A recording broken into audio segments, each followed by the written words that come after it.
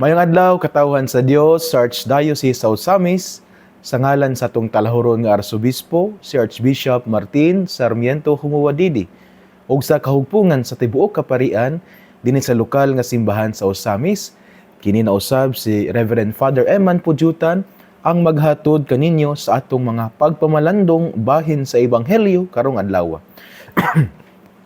Maigsoon ko na ni Kristo adlaw karon nga Biyernes, Setyembre 26 sa tuig 2025 ug anaa na kita sa ika-5 nga semana sulod sa ordinaryong panahon diya sa liturhikanohong kalendaryo sa atoang simbahan.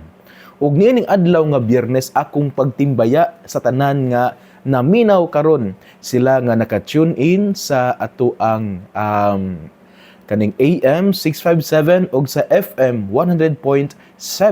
Sila usab nga naminaw diya sa FB Live sa DXDD. Mayong adlaw kaninyong tanan. Akong panginaot kamo ana sa maayong kahimtang, akong pagampo nga panalanginan mo sa Ginoo, buligan ang inyong mga pagpaningkamot ug hatagan mo sa Ginoo sa mga inyo ang giampo diya sa inyong kasing-kasing kung kini siya subay usab sa iya ang kabubuton.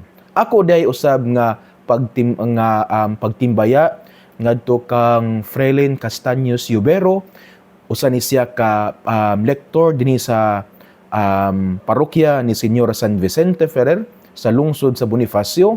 Unya aktibo po ni siya diya sa simbahan. Nga gusto po ko nga magpasalamat kay ni atong nyaging adlaw iya kong gihatagan og kaning bracelet, no. Salamat kayo kang Ma'am Frelin Castaños Yubero.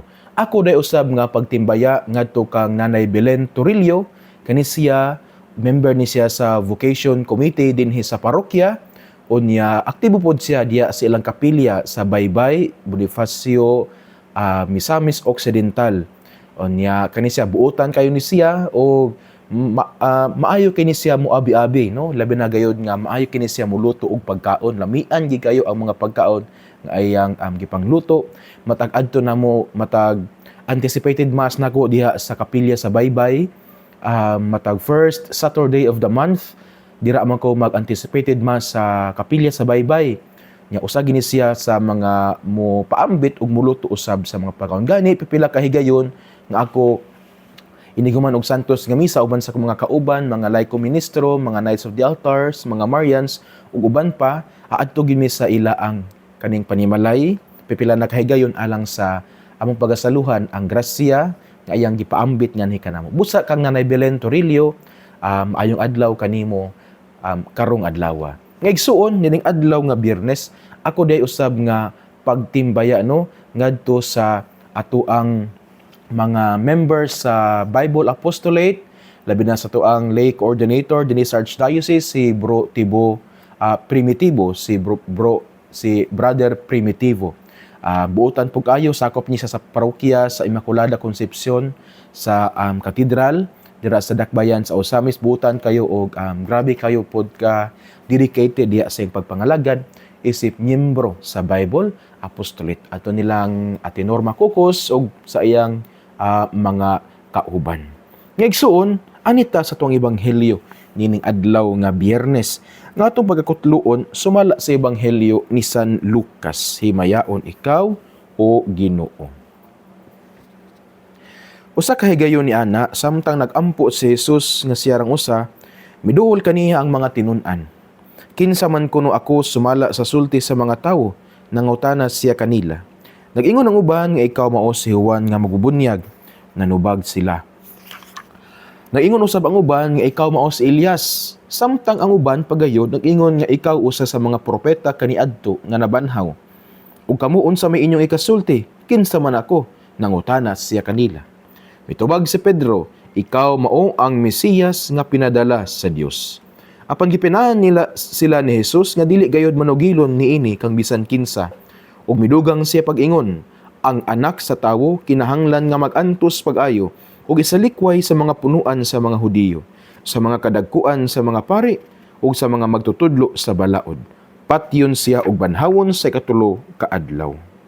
Ang ebanghelyo sa Ginoo. Daygon ikaw, O Kristo.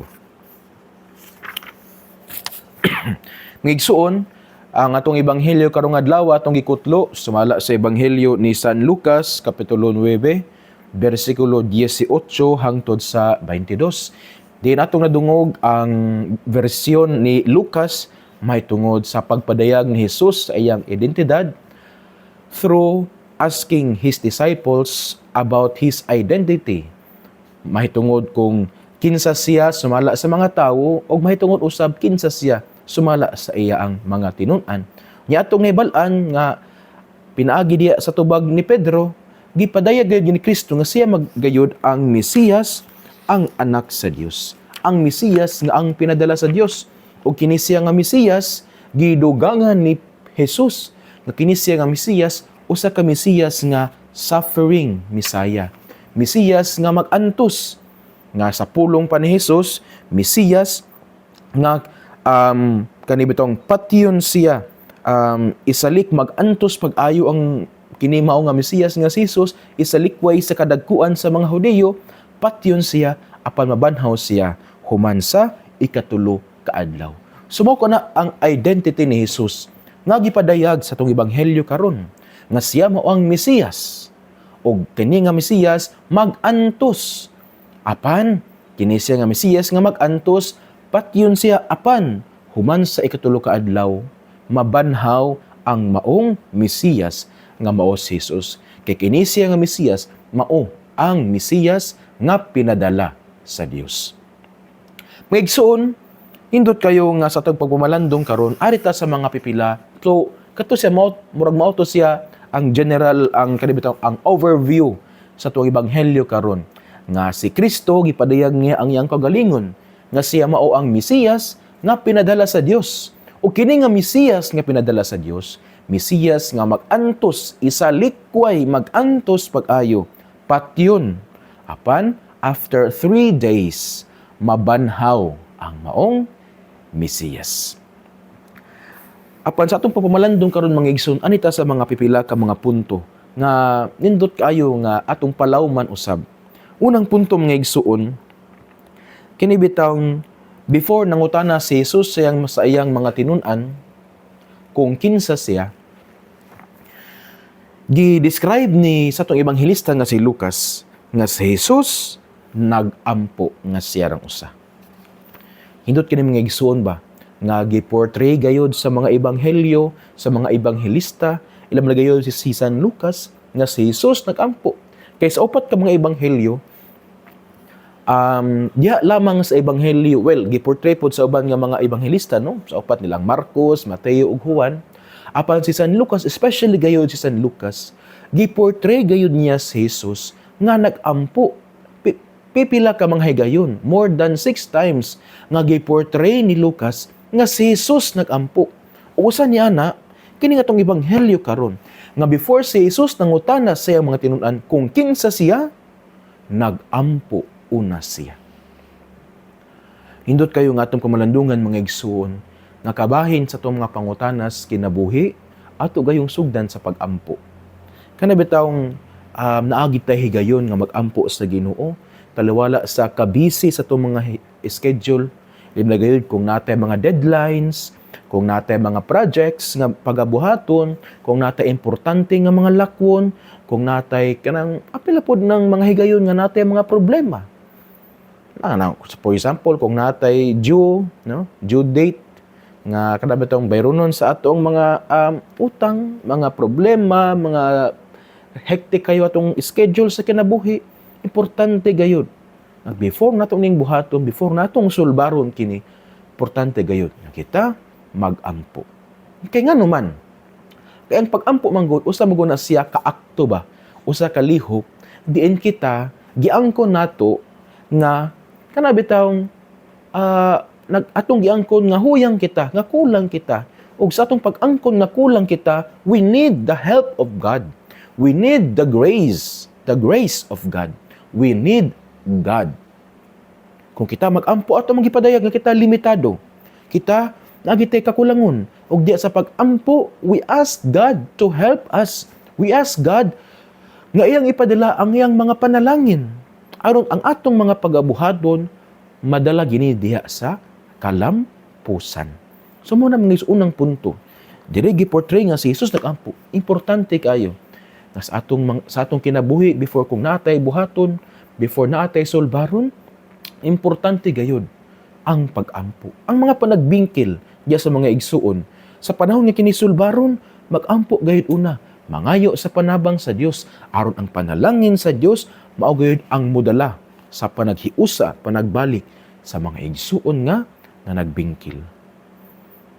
Prayer is our way of showing humility because prayer can only be done through humility. Ang pag-ampo sa kapagpadayag, nga kita mapaubsanon nga midawat nga we are nothing without God. Nga dili na itong makabot ang atong mga pangandoy sa kinabuhi kung wala ang Ginoo. O kung makabot man nato atong mga pangandoy nga wala ang Ginoo, kini siya nga mga butang atong nakabot, dili gid maghatag ka natong kalipay or magdala baka nato diha sa kanabetawng disgrasya or peligro. Kay kung ang butang pangandoy nato, mga tinguha nato, nga kung dalon nato sa pag-ampo, giyahan ginis Ginoo. Usahay ihatag sa Dios. Usahay dili po niya ihatag. Ihatag sa Dios tungod kay nakita sa Ginoo, ga kini makaayo nato. Wala gihatag sa Ginoo tungod kay gilikay kita sa Ginoo sa mas dako nga disgrasya. Ako nabasahan ba nga hindot kaayo nga kanabitawng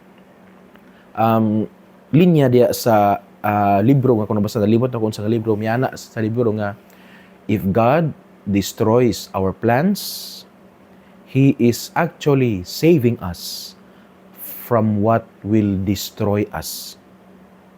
If God destroys our plans, He is actually saving us from what really destroys us. Kung ilikay kita sa Ginoo, o kung wala gihatag sa Ginoo ang atong mga pag-ampo, ang atong mga tinguha, kana tungod kay gilikay ta sa Ginoo sa butang nga mas makapeligro pa nato. First point mga igsuon, importante gyud pag-ampo diya sa atoang kinabuhi. Kaduhang punto, kining sa katapusan sa ebanghelyo nga miingon nga ang Mesiyas kinahanglan gayud nga mag-antos, nga ang Mesiyas kinahanglan gayud siya nga kanabtong siya gayud isa likway patyo na pan human sa ikatulukado nabanhaw siya. Kini nagtudlo kanato mga igsuon nga God, no, kita kay mga disipulo matas Ginoo, but God does not promise a life without sufferings, a life without sacrifices, a life without hardships, a life without a cross. God does not promise a life without a cross, without sufferings.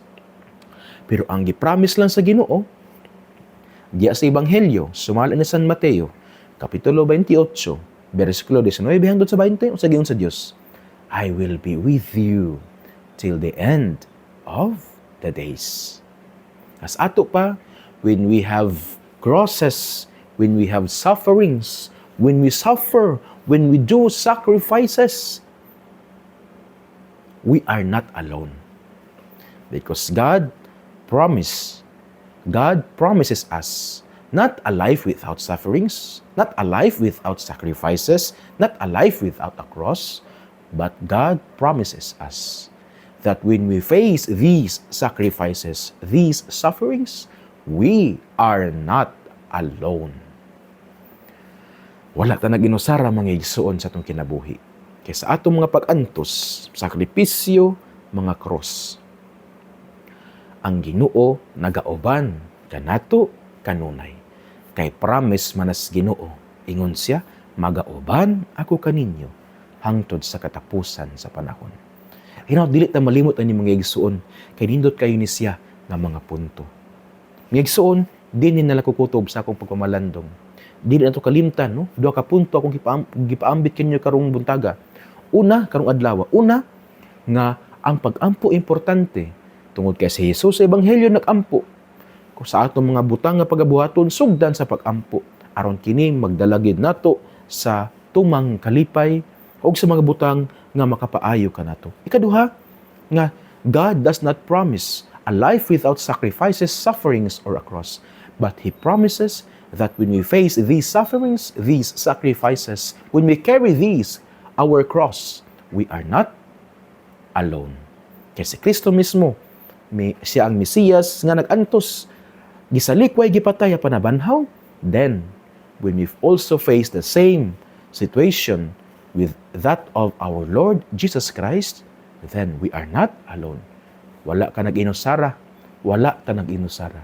Kay ang Dios nagauban man kanato kanunay. Mga igsoon, din nalang kukutob sa akong pagpamalandong. Ang maayong balita nga mao ang pulong sa Ginoo angay ginatong paminawon, pamalandungan ug paningkamutan nga puy-an diha sa tuang kinabuhi, kay bulahan kayo ang tawo nga naningkamot nga magpuyo sa mga pulong ni Jesus, sama siya sa usa ka kahoy nga gitanom daplin sa pa kansang dahon dili gayud malaya. Tiempo sa timbunga siya mohatag og mamaayo ug daghang mga bunga. Amen.